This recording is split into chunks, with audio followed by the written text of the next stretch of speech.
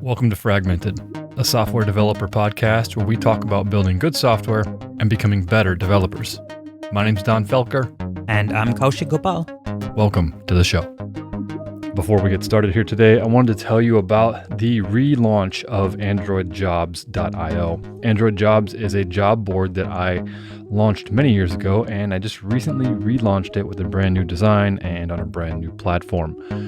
If you're looking to hire an additional Android team member, or you know of somebody that wants to hire an Android professional of any sort, that includes developers, designers, anything of that nature, then please let them know about AndroidJobs.io. All job postings are free at this time during the early release phase. Eventually they'll be paid, but right now they're all free at the time of this recording. So please go to AndroidJobs.io and you can post a job for free. Or if you're looking to see what other jobs are available, you can also go there and plug your email address in, and we'll start emailing you here very soon, letting you know weekly about the new jobs that are available on AndroidJobs.io. Again, check it out at AndroidJobs.io.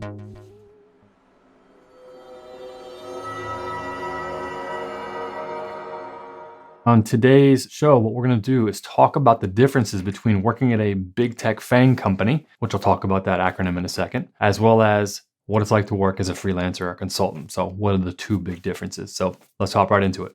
So what really is a big tech company? When I talk about big tech, I use the word FANG, and that's F-A-A-N-G, which stands for Facebook, Apple, Amazon, Netflix, Google. However, that's also more of an encompassing term for big tech, meaning that also includes things like Twitter and Microsoft and LinkedIn and many of the other big tech companies that you're going to see out there in the market as well. So that's what we're talking about. What is it going to be like working as a full-time employee at one of these companies versus working as a freelancer?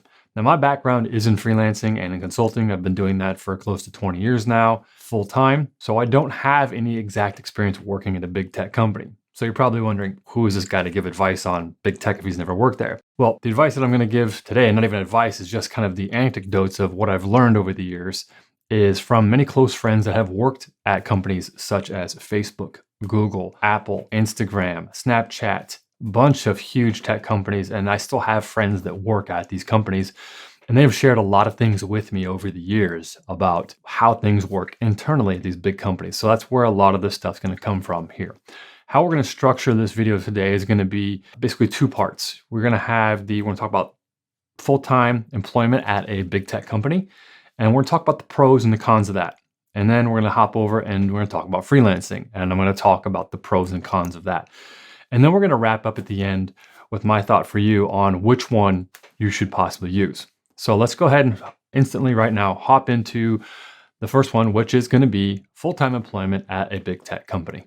Okay, so maybe you've just graduated college, or perhaps you've been studying for 3 or 4 months through some type of interview tech program, and you're ready to go work at a big tech company, or so you think, and you're not really sure if this is the route that you want to go down. So let's talk about some of the pros of working at a big tech company. The first and foremost is it's basically a regular job, and that's going to be way less risky than freelancing or running your own business in general, simply because you're going to be able to show up, work from 9 to 5, and you're going to collect a paycheck on a regular schedule.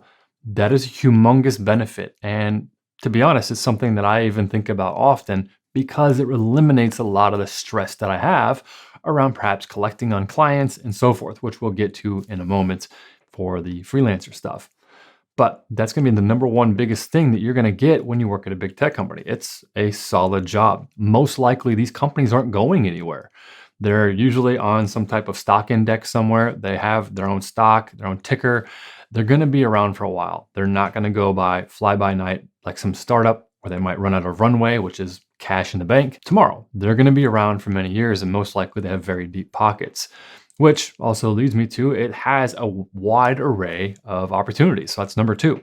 You have much more opportunity to kind of go different directions at a company. So if you really want to climb the corporate ladder, perhaps you want to start as a developer, move into senior developer, to team lead, then maybe even to management, working in a big tech company is going to give you that option, because as over time, you can start moving in that direction pretty easily because all those options are available.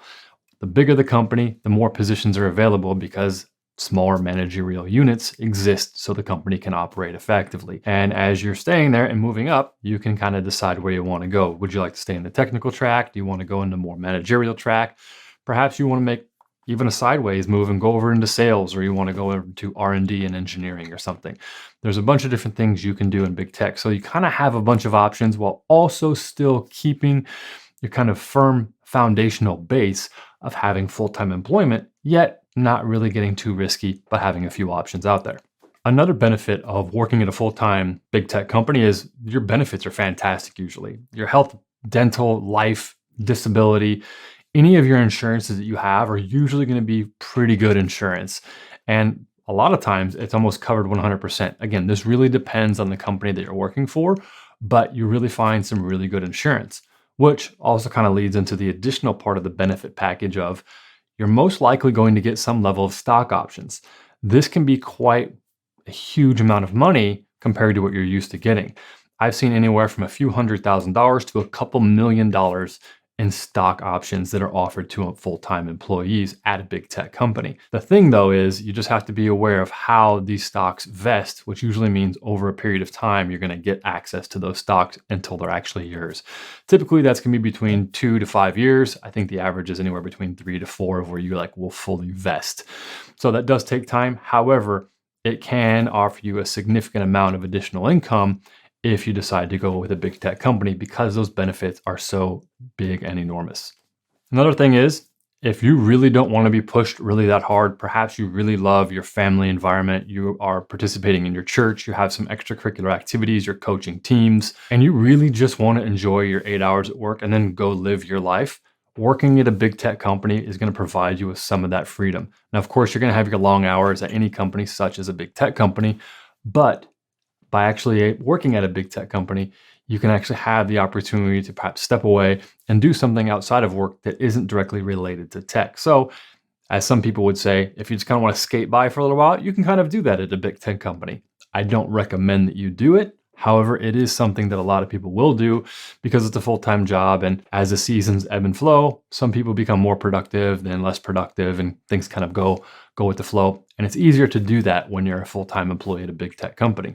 And lastly, one of the big things you're really going to get a benefit from is that you're going to work on large scale problems that you probably will have never experienced anywhere else in your career. Big tech companies have a level of scale that is just astronomical. Most companies will never even come close to the level of scale than which Facebook and Google and all of these big tech companies have, simply because of the amount of traffic that they have.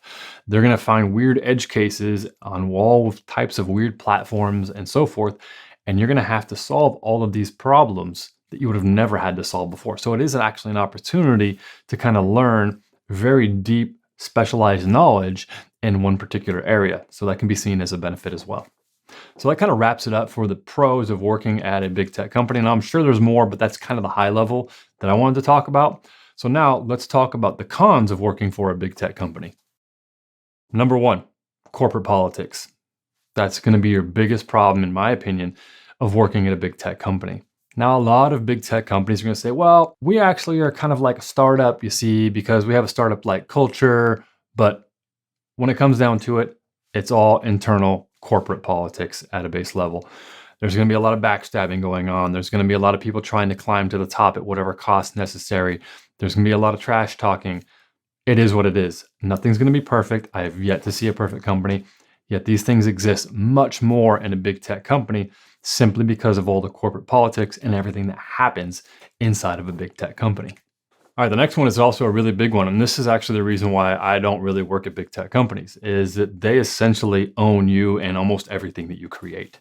Certain big tech companies will lock you into a contract stating that anything that you create outside of your full-time employment, the company has rights to as well. Now, I know some companies have relaxed their terms on this, but it's still very common, especially if the technology is very similar to what you're working on at your full-time job. So what that means is you can't go create side projects. You can't maybe have outside clients.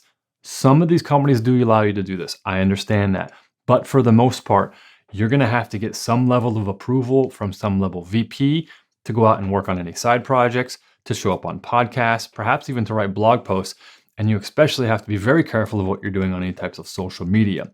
But the big ones really are any of your side projects. If you want to start a side hustle or a side business, you might not be able to do that when you're working at a big tech company simply because the company might own rights to anything that you work at and work on outside of your work hours because of the work agreement that you signed with them. So you have to check your work agreement, but a lot of these companies do own a lot of the things that you do. Again, I know there's stipulations and I know there's things have changed, but that does exist and it's something that you do need to be aware of. Another con is that every move you have is going to be scrutinized. As I mentioned, anything about social media, anytime you post anything on social media, it can be seen as something negative against the company. If you disagree with the direction that a company is moving in either a political front or even on a front that you don't agree with on some other type of public stance, that is something that you can't control. And so that can be a real opposition to maybe your core beliefs and values. If you want to actually decide to stay with that company, are you implicitly accepting what they're doing and accepting it and moving it forward, or are you going to fight back? And if you fight back with it, that could end your employment with the company, which could be a bad thing. So it's something that you do have to think about. Mainly though, is that every move that you have is going to be scrutinized. Could be positive or it could be negative. Again, that's something you have to weigh each time you do something. Could be a blog post, social media post, anything. Now, earlier, I referenced in the pros section that you get to work on very challenging problems, such as really weird edge cases because of the scale of these companies. That's a very valid point. However, there's also the situation, and this is most of the time, the situation is you're going to be working on something that you have absolutely no interest on. You're going to be put on a team and your focus is going to be on this component or this part of the screen. Donn, you're going to be working on the about screen and you're going to show all of the version numbers for all the open source libraries we have, and we want those to animate in. Sounds super boring to me. But there's someone who has to do that. And there's someone who has to fix certain screens on a certain level device that's only available in a third world country, and it's due to this one thing that has to get fixed. Now, I'm not saying it shouldn't be fixed, but I'm saying is that you may not be interested in the work that you're doing. So you really don't get to choose what you want to work on. Sure, you might be able to transfer into a department to work on something else. But again, you're kind of just a worker bee in the entire system. And so you're going to be assigned to do something, whether you like it or not, which can be a real bummer. Now that kind of leads us to the next topic of bosses. What if you don't like your boss, or do you like your boss? Well, you're kind of stuck, just like any full-time job is. You're going to be stuck working for that boss, regardless if you like them or not, until you can transfer. So again, kind of a bummer. Next is limited holiday time. Now, if a company tells you that they have unlimited holiday time, that's an absolute lie. That does not exist. Just try to tell them that you're going to take the next 3 months off because why? Because you want to. Good luck with that. That's not going to happen. So one of the things you need to realize is that that's completely out of the picture. And it's often better to have a company that sets a certain number of vacation days you get per year. That could be 2 weeks or 4 weeks or whatever you negotiate. But again, your holiday time is limited. If you decide for whatever reason you have, say you have $2 million in the bank and you want to go take off 2 or 3 months and you don't have that vacation time, if you can't get that approved somehow, you have to go to work. So essentially, you're still working for the man, as they say, and you still have to show up and do the work, which can kind of be a tremendous downfall, especially if you've been saving properly and you want to do something different from your life than working full time. Again, we'll get to the freelancing thing, which may be more interesting to you if that's your case, but that's something that needs to be seen as a possible con, that you don't have full control of your holiday time. And lastly, this is one that's really important to me. This is commuting. Commuting is a humongous negative for working for big tech companies. I've been offered jobs from almost all of the big tech companies at one point in time in my career. And all of them wanted me to either move to San Francisco, Los Angeles, London, New York, Singapore, or various other different countries throughout the world. And they wanted me to work on site. Now, a lot of this has changed with the post-pandemic. However, I'm already starting to see some companies requiring their employees to come back on site. I'm not saying there's no benefit to working on site with your peers. There is a lot of benefit to that. However, I've been working remotely for over 15 years now. And if you use the right communication protocol, which everything is going to be autonomous at that point in time, and you build your communication mechanism around that, the entire team can be very effective anywhere in the world. And there's many companies that have done this with success. However, a lot of big tech companies will require that you work on site. Now, that means I have to commute. For me, I'm in New Jersey right now. That's an hour and a half into New York City for me. If I were to take that every day, that's over 3 hours a day that I would be commuting. It's probably closer to 4 if I have to consider the walking, any of the additional traffic, driving to bus stops, whatever. There's a ton that goes into that. And honestly, in my opinion, time is the only resource that you can't get back. So why would I spend 3 to 4 hours a day driving and commuting? It's nothing that I would really ever want to do. And in fact, that's the biggest con probably for me is I just don't want to commute. I just feel like I'm wasting my life sitting in the car, in a train, on a bus or whatever. So I'm sure a lot of you feel the same way, but that's going to be the biggest one. But I wanted to save it for last because to me, it feels the most impactful because if I can get 3 to 4 hours back in my day, I can do whatever I want. I can sit over here and I can learn piano. I can go hang out with my kids. I can read a book. I could do whatever I want. Go to the gym for an extra hour. There's a wide array of things that I could do with that time. So that wraps up the cons for working as a full-time employee. Okay, let's talk about working as a freelancer. So what are some of the pros of working for a freelancer? Before we hop into the cons, let's talk about the pros. Number one, freedom. By far, you are the master of your own destiny. You get to control everything that you do going forward. You want to take off some extra time? Okay, that's cool. You want to work for one client and not the other? Okay, that's cool. You want to bill twice as much as you did before? Okay, that's cool. If you can get someone to pay those rates, that's great. That goes into even the holiday schedule that we talked about before that was a con with the full-time employment. It's actually a positive with freelancing, meaning that you can take as much time as you want off, as of course, as long as you can afford it. You really don't have a boss that you report to. Yes, you do have clients, but you can essentially build that into your pipeline to say, hey, this is a 3-month contract. And at the end of this 3 months, I'm not going to renew because I'm taking a 2-month sabbatical to Thailand. So those are all valid things that can happen. And you are the master of your own destiny when you're a freelancer. I briefly touched on this just a second ago, but you can bill whatever you want. You can control your income as much as you want. Again, up to an hourly rate. There's always a ceiling unless you continually charge more, but eventually you're going to price yourself out of everybody. So you're going to find some type of natural ceiling for your skill set. But what that allows you to do is actually raise your rates to high enough where you can actually lower the number of hours that you're going to be working, which can be a humongous benefit long-term for either your mental health and anything else you have going on in your life because you can control your hours. Next, you get to choose who you really want to work for. If you have a client who's disrespecting you, you can fire the client. You don't have to worry about staying on with a client. If you're doing your job and getting your personal branding straight and getting out in front of people and marketing yourself, blog posts and videos and everything, you're going to have no problem finding any additional clients whatsoever. So it's going to be real easy for you to find another client. So if someone's treating you poorly, you don't have to work there.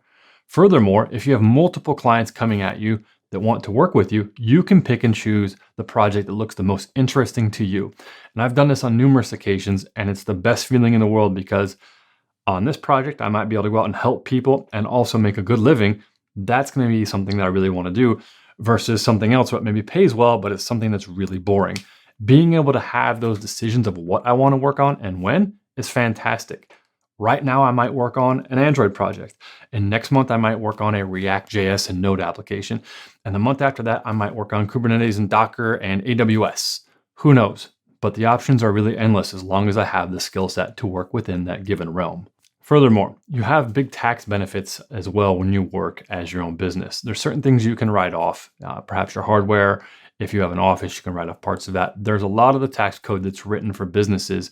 So it can work in your benefit. You just have to talk to an accountant to figure out how to properly structure your own freelancing business, either an S Corp or an LLC, so that you can maximize your tax benefits at the end of the year. So you don't really get raked over the coals and paying a ton of tremendous tax at the end of the year. One of the cons of working at a full-time company is you can't have any side projects or any side hustles going on. With freelancing, you can build a side business or a couple of them if you want. You can have multiple clients going at once. You could have multiple clients. Perhaps if you work in the fitness space, you could have multiple fitness clients. Now, as long as you're not sharing any of the proprietary information across them and there's no non-competes between the contracts, you're fine. If you have maybe clients in real estate and clients in healthcare, you can work on both of those. Your options really open up as what you can do. And you can build your own business and no one's going to say, hey, we own that because you were working under our umbrella during that time. It's all stipulated in your contract that none of that applies. And very similarly, no one can tell you what you can or can't work on. Do you want to record a podcast? Great. Do you want to do a blog? Cool. You want to do some videos? Awesome. The options are up to you to what you want to go out there and do. Ultimately, all of the pros here point to endless freedom for you. It's going to open up a wide array for you to do whatever you want and give you pure autonomy in how you operate your life, which to me is priceless. Okay, let's be serious now. There's some freelancing cons here. I'm not going to lie. Freelancing's stressful. You live in what's known as a feast or famine life cycle. There's going to be times when you have a lot of clients. There's more work than you know what to do with. And then 6 months later, there's nothing. It's a famine. It's a desert. You have nothing. And your full-time job is then finding a client. Sometimes you have to drop your rates just so you can get some more money coming in the door. Hopefully you've been billing high enough. And if you haven't, you can kind of be in a bind. If you're not sure of what you should be billing, and that's a confusing topic for you, check out this card right here, and it'll show you everything you need to know about billing the right amount. But assuming you're billing the right amount, you should have enough saved up so you can kind of weather these feast and famine cycles. However, that doesn't take away from the stress that's there. Furthermore, being your own freelancer and being self-employed is much more work than a full-time employee. You are going to be working your 8 hours for your client. You also have administrative work to do. You still need to write your blog posts. You still need to be getting out there and marketing yourself so you can find your next client. You need to be doing sales for your next client. So you have more than 8-hour days going on. Very often I see freelancers and consultants work anywhere from 40 to 60 hours a week. This is until they start billing high enough where they can drop their hours back to maybe 25, 35 hours a week and use those extra hours that normally would take up the 40 hours to start building and working on the additional things that I just mentioned. So again, this really depends on how you're managing your time, your clients, and your income. So it's something you have to be very careful of, but it is definitely more work than a full-time job, and it's something that you're always thinking about. Well, that light turned off in the background. Next, your paycheck is not guaranteed. This one is a really hard pill to swallow. When you're used to getting paid every other week, twice a month, whatever your schedule is, and then you start freelancing, your paychecks are never regular. You might get paid on time from a client 1 month, and then the next month they just, oops, forgot to pay you. And then you're waiting 6 to 8 weeks before you've been paid. This can be insanely stressful. Very often I find that I have to collect on about 85 to 90% of my clients. And what that means is, as soon as the payment date is due, that's 30 days after I've sent my payment, that's a net 30 payment, I still haven't received payment. I then have to get on the phone or an email, ask them, hey, where's the payment? And it's usually, oh, oops, we forgot, sorry. Yeah, it's going out today. And then that goes out through the US mail, which unfortunately, things get lost in the mail, and that has happened to me as well. So you do have to collect on your clients, which can be very stressful. This then leads into the legality portion of it. You have to manage your legal components correctly. That's also an additional stress. You have to have your contract set up and written by a good lawyer. You need to have good accountants. And the contract is really key here, because getting back to getting paid from a client, if they don't pay you and you have a contract with them that they're supposed to pay you, now you can get your lawyer involved to have them legally contact the company and start talking about a lawsuit if they don't pay you, because it's stipulated in the contract. And most likely you're going to win that lawsuit if your contract is solid. Now, this is something I actually have experience with. I've had to do this. Clients did not pay me. I had to get my lawyer involved and almost got into a legal battle, and eventually I got paid. Unfortunately, it was 3 or 4 months after the due date. So I had to front all the money myself to pay my subcontractors that I had hired under me so that they were paid. And I kind of had to skim by to get through those few months until I was able to get paid again. So again, this goes back to the stress. It's much more stressful than a regular full-time job. Next, we have insurance. There's no guaranteed insurance for you. You're not going to get health insurance, dental insurance, or anything like that. You have to buy your own insurance. It's going to be expensive, and it's going to be time consuming to find. And it's just kind of how it goes. Again, you're not going to get anything like 401k, any retirement plans, stock options. This is why it's crucial for you to be building the correct amount. If you can build the right amount, you can save for all these things and make just as much, if not more, than you would have when you're working a full-time employee. However, it's just going to take more work, and you have to be more disciplined and organized about it. Otherwise, you could end up upside down, which is definitely not what you want. Next, you got to pay your own taxes. This is a big one. You are going to get a check that's very large from clients, 5-figure checks very often. And you have to make sure that to realize that all that money's not yours. You have to take a certain percentage of that, basically about 30 to 40% of that, is the government's. And that's a very hard thing to do at first. Let's just use a round number. You get $10,000 check. That's a lot of money. You get to put it in your bank account. And you see that number in your bank account like, wow, I got a lot of money. And then you have to think, well, now the government gets 30 to 40% of that. And I just have to save that to the side. I just have to give it away. It's something very hard and difficult for a lot of people to grasp, but it's something that you have to do. Otherwise, you'll get in hot water with the IRS and you'll end up on a payment plan, or they'll come after you for back taxes, which is never a good thing. So you want to make sure that you're paying your taxes, have a good accountant to make sure that you're paying your quarterlies on time, and to make sure that you're filing your state and federal taxes accordingly. Keeping your skills sharp is one of the other things you have to also do that's a con inside of freelancing. Now, you have to do this anyway when you're a full-time employee, but when you're a full-time employee, a lot of times there's on-the-job training. And as a freelancer, you don't get that. You have to do that on your own free time. There's simply no time for you to do it on the job. Yes, you're going to learn certain things on the job, but if a brand new technology comes out, you're probably not going to get paid to implement it if you don't even know it. So you're probably going to have to go learn it on your own. So that's going to be all on your own dime, which can be pretty expensive and very time consuming.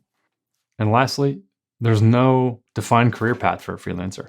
I started freelancing and consulting 15, 20 years ago. In fact, if we were really to count my original time when I started freelancing and consulting was in the late 90s. So that was part-time. So upwards of 20 plus years of freelancing and consulting, and there's no career path. Where do you go? You're your own boss. You're already at the top. So what do? Do you want to open an agency? You could. Do you want to build a product and sell a product as software? You could do that. Then that's not freelancing anymore. Do you want to be a manager? But what are you a manager of? So there's really no defined career path. You have to really understand what you're going for in your life. If you want to become a manager somewhere, well, then maybe freelancing isn't for you. But if your goal is to create income and generate assets from that income, perhaps you want to buy real estate. Perhaps you want to get into some other types of assets, and you're going to use freelancing as the income source to do that, well, then you could very well do that. And perhaps you put a timetable of 10 years on that and say, in 10 years, I want to have this number of assets, so I can just basically stop freelancing. The freelancing will be a great opportunity for you to do that.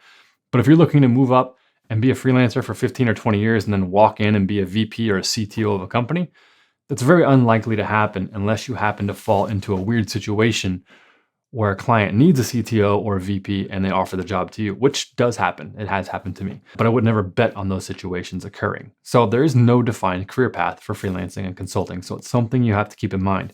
And maybe this ends up only being something temporary for you so you can see what type of projects and what types of industries you want to get into. It's very often the case that a lot of people will do freelancing and consulting for 5 years and then go full-time at a company somewhere else after they've determined what they like and don't like. Okay, so we talked about a lot. There's the pros, there's the cons of both full-time employment as well as freelancing. So what do I recommend that you do? Here's the thing. I'm not going to tell you what to do. This is an individual decision that needs to be made on for you. You need to decide what's best for you. Everybody is different. I have mentored multiple people into freelancing and helped them succeed in freelancing, and they have enjoyed it. I've also mentored many people into freelancing who did not enjoy it and went back to full-time employment. They liked the consistency of the 8-to-5 job and getting off and coming home and not thinking about work anymore. Everybody's wired differently. So I recommend you really think about what you want out of life. Do you want the easy job where you hang out 9 to 5, but you're kind of out of control in everything else? Yet maybe you get some stock options. Or do you want more freedom and autonomy in your life, but it comes with a lot more work and a lot more stress, and perhaps makes you a lot more short-term, but doesn't give you a career path? There's benefits to both. You just have to know what you want in life. Now, if you're young enough, there's nothing wrong with trying both, and you can do that. I've definitely done that. For me, I've really enjoyed freelancing and consulting. It fits my life. It's what I enjoy. I recommend that you sit down and write down your own pros and cons list to figure out what you want going forward, and then determine if you want to go work for somewhere in big tech or if you want to hop into freelancing and consulting. I hope this information helps, and I'll catch you all next time. Hey folks, before you get going, don't forget to check out androidjobs.io. All job postings are now currently free during the early release phase. And if you're looking to see what other jobs are available, you'd be surprised at some of the jobs that are out there. Almost all of them are remote friendly. Tons of great companies posting there. You can sign up and get notified of new job postings on a weekly basis. Check it out at androidjobs.io. Thanks. That's it for the show, folks. Fragmented is hosted by Donn and me, Kaushik Gopal. We edit and produce all the episodes here on Fragmented. You can find more Fragmented episodes at fragmentedpodcast.com. Thanks for listening, and we will catch you in the next episode.